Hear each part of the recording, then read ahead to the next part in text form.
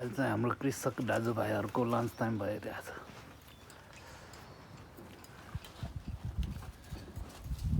कोही कता फर्केर यो चाहिँ हाम्रो कृषि सुरुवात भइरहेछ। अहिले यहाँ चाहिँ कसरी गर्ने थाहा छैन।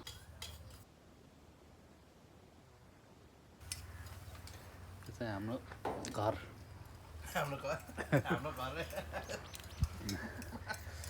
गाउँ पर्यो। कहाँ पर्यो हाम्रो गाउँ चाहिँ? कहाँ पर्यो? सिन्धुपाल्चोकतिर पर्यो क्या यो? माटो के लिए तो बड़ा वाला चला चाहिए। भन्दैछ काम हुँदैछ। यहाँ चाहिँ के रोपिसिएछ? हाम्रो बोरीहरू रोप्न थालिसिएछ। यता धेरै काम गरिरहनु भएको छ।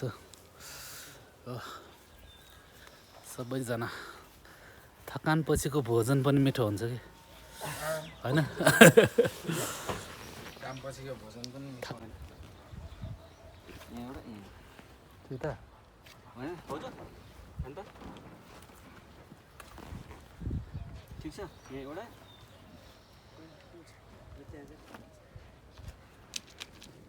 यहाँ कतिमा लाउने? काँक्रो त नजिक रोप्छ क्या? धेरै नजिक हुँदैन, त्यति धेरै हुन्छ। यतिकोमा यति धेरै पर्दैन होला त्यति। हुन्छ नि त हजुर।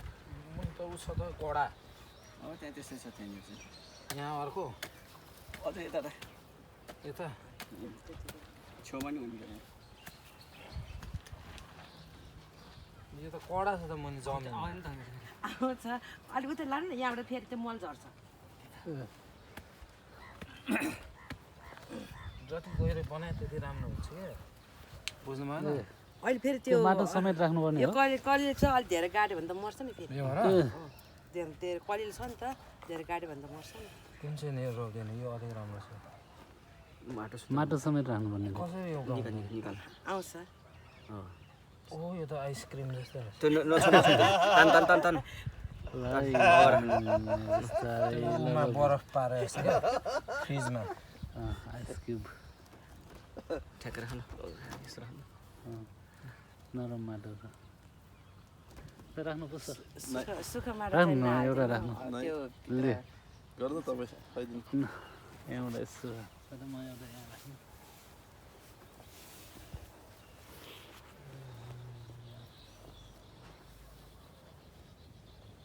तान्नु त्यो आउँछ। तान्नु एउटा नडरे तान्नु। ए ल है काँक्रोको बर्छ। धेरै गहिरो भएछ नि।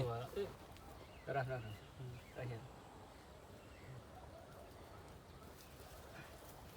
तल फेदमा चाहिँ मसिन हाल डल माटो नहाल्छ। पानी कति दिनपछि दिन थाल्नुपर्छ? अब अलिअलि भने अब अहिले हाल्नु पर्यो, भोलि हाल्नु पर्यो। ल अब तपाईँ ट्याक गरिहाल्नु त। सर एउटा बिच ल हो जो तपाईँ गरिहाल्नु।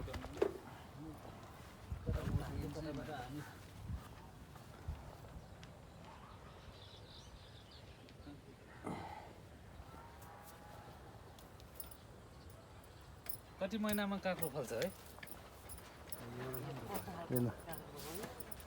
हाइब्रिड यो हाइब्रिड हो, चाँडै फल्छ। कति 3 महिना लाग्छ?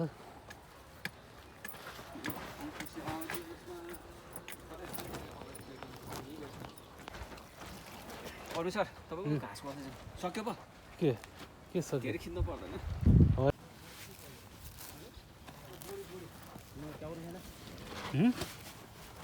पुग्यो?